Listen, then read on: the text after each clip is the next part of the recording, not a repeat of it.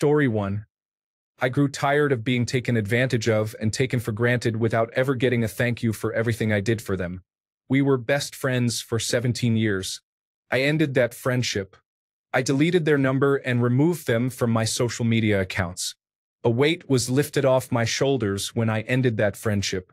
We haven't talked for 3 years, and will continue to do so.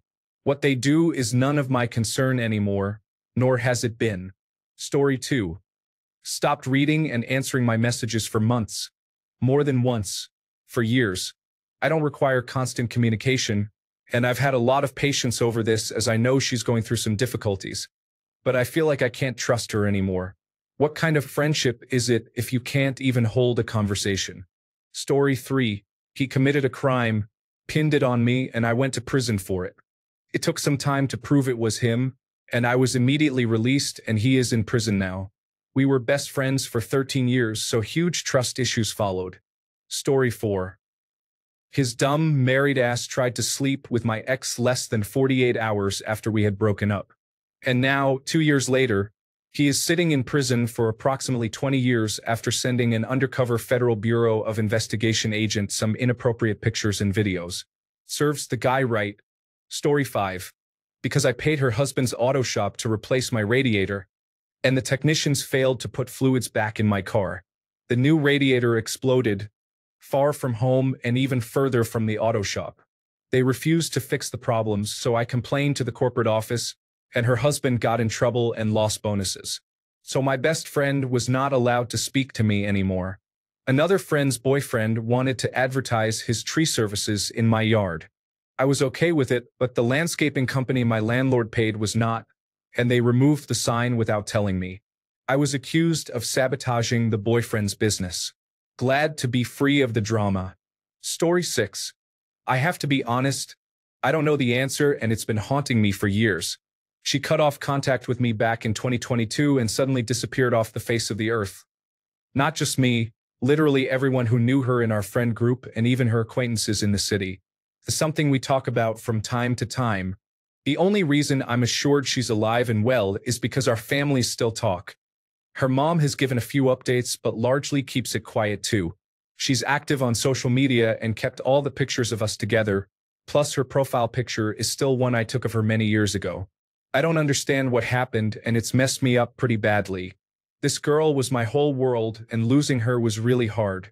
I tried getting back in touch, but she won't respond. Since I'm extremely non-confrontational, I've given up. It's probably the biggest mystery of my life, and I'd do anything to know why. Story 7. I grew up. He did not. He is a flat earther, born again, and fixated on people and memories from high school when we graduated about 20 years ago. Hey, remember when Mikey from third period dropped his pencil and he farted when he grabbed it? Hey, remember when that one hot girl from geology, whose name I cannot remember, asked me for a Listerine strip? Yeah, she was into me. It just slowly became a bummer to hang out with him, and I had to cut ties. Story 8.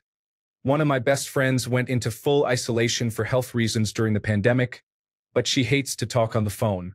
She works from home full-time now, so we hardly see each other unless it's an outdoors thing. Occasionally we text, but that's all now. I miss her. Story 9. We were friends. We decided we wanted more. He decided out of the blue, after we just started to fall in love, that he just wanted to be friends. He was my best friend. I was devastated. I needed some time to process that. He said, "Let's take a few days." We went no contact. I thought it would be like 2 or 3 days.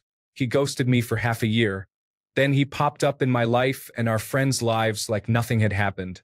We made plans to have a chat on a Friday. I never heard from him again. I don't ever think I'll find a friend like that, who made me feel so comfortable in my own skin, ever again. I am still in disbelief that I lost my love and my best friend forever in one breath. Story 10. He stopped responding, which he does every once in a while, just won't respond. Instead of reaching out after a few months when we would be best friends again and text and game when we could, I just let it slip. He reached out after 6 months and apologized. I forgave immediately and then went back to ignoring. It sucks, but I've stopped investing in people who won't invest in me. Story 11. Mike and I used to love debating political topics, but as I got older, I stopped wanting to do it for many reasons. He discovered that he could win by not being honest. I started by changing the subject or saying that I don't feel like getting into it tonight or that we can talk about it later.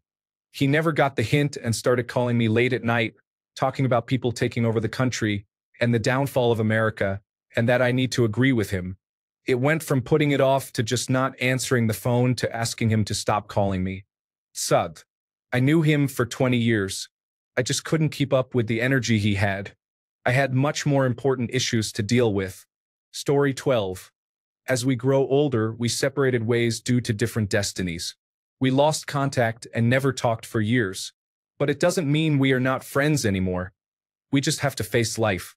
Story 13. He is just angry all the time. Everyone else is at fault, and it is never his fault.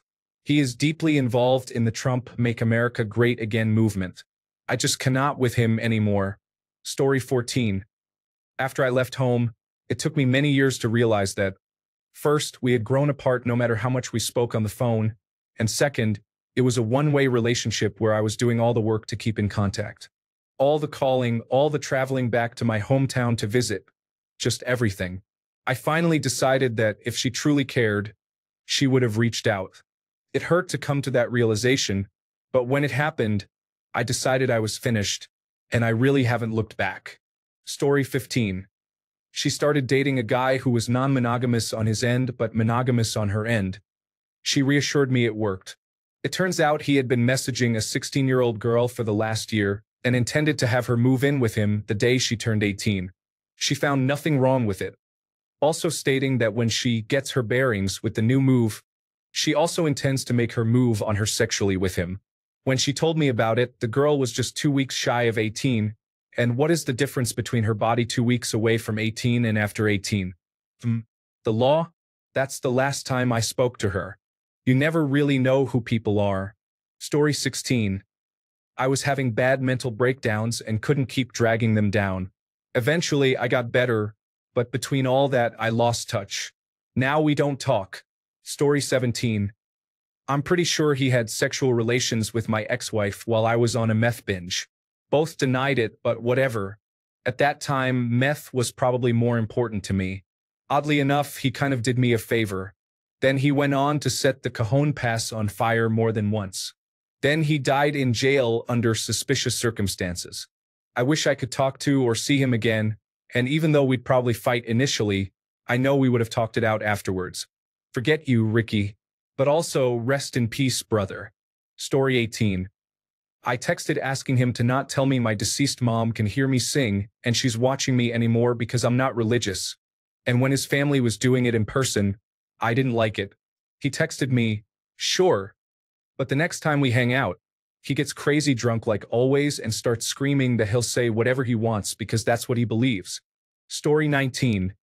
We knew each other since ages 2 and 4.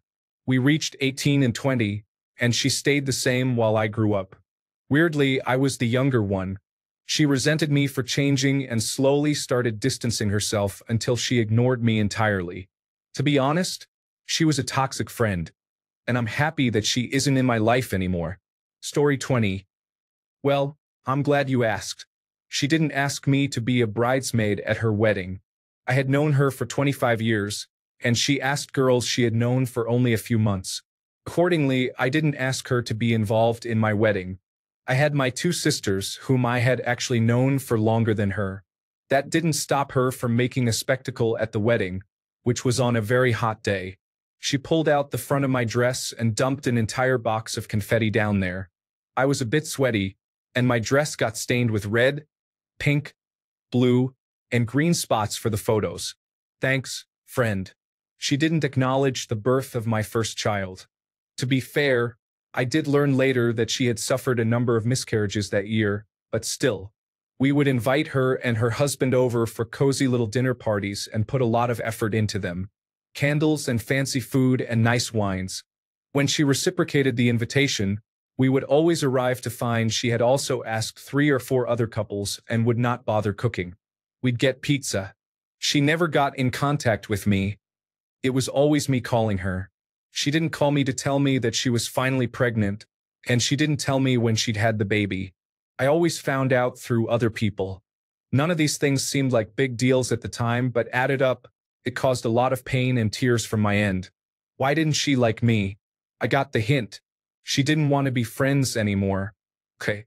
I removed her from all my social media and accepted that she had moved on, so although I didn't understand why, I shrugged and moved on too. Now, years later, she goes around telling everyone she doesn't understand what she did so wrong as to cause me to give her the cold shoulder and block her. I haven't blocked her. She simply has not re-requested to follow me. That doesn't suit her poor me narrative, though, does it? She's a drama queen, always wanting to be the center of attention and needing to be bolstered up by a crowd of adoring people all around her. I'm simply not interested in being a shoulder for her to step on as she climbs her way to the top. She's got plenty of those already. Sorry, that was long.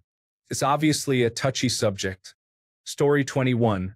Her dad sexually assaulted me one night when we were drinking. We were 16 and he bought the alcohol for us. She and her cousin saw it happen. I didn't speak about it until a school counselor called me into the office to discuss a sudden drop in my grades. I explained that this had happened and it was really hard for me at school right now. The counselor called the police and made a report. The police came to my school the next day and pulled me out of class, interrogated me for a few hours, and then brought in my friend. She denied knowing anything about it. I got a restraining order and never spoke to her again. Until 3 years ago, at 29, we happened to be at the same house party. She asked to speak to me in the garage and told me, I should have believed what I saw. He's in jail for raping another girl. I cried and was happy to hear her finally say those words, that she should have believed what she saw, but I still will never, ever have contact with her again. Story 22. I noticed that, especially when we're around other people, she undermines my intelligence at every opportunity. I realized after 4 years of what seemed like a close, wholesome friendship that she was using me as an accessory to make herself look and feel smarter. I would have taken the pain of a truck running me over rather than having experienced that epiphany. I still haven't really let go of the person I thought she was, and I miss it so much. But over the course of those 4 years, I had come to fully accept that I was a bumbling idiot, and somehow it took me this long to realize she was the cause. Story 23. The pandemic. We would visit our hometown at the same time and go out for drinks whenever we could, normally 2 or 3 times a year. We'd known each other since the year 2000, and we always picked up where we left off with no issues. Then I got myself into a difficult pandemic-related situation with someone who used up all my mental energy and kind of consumed my life. 2 years later, while reminiscing, I got drunk enough to text her, "Is this still your number?" In the middle of the night, I got a long, gushing, enthusiastic reply, complete with an email address because nobody likes giving life updates via text. I fell asleep that night, excited to get up and tell her everything that had happened in the intervening years. I did.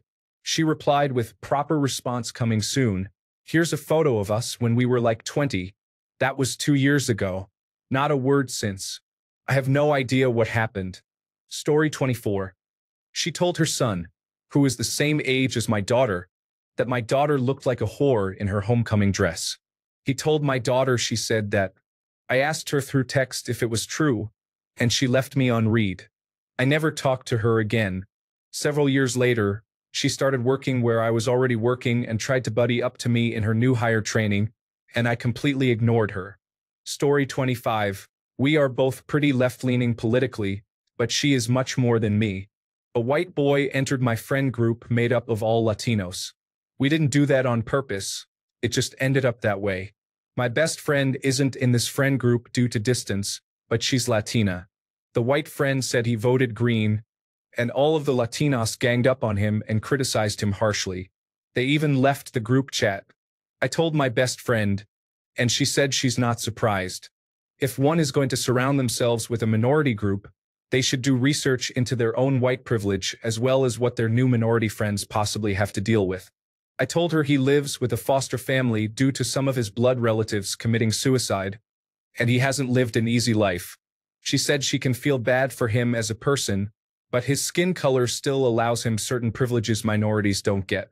I told her he wouldn't know that right away, and she said that's his fault since the information is out there and he has a phone. I said he's only 21 and too young to be armed with all that knowledge.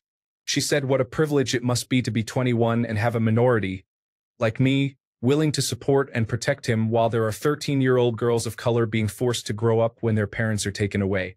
Then we stopped talking, and I've been unsettled for days. Story 26. He basically told me to leave him alone. I moved a few states away and said I still wanted to stay in contact and visit. I let him know I made it to my new state. His exact text back was, "Have a nice life." So I said, "Forget it.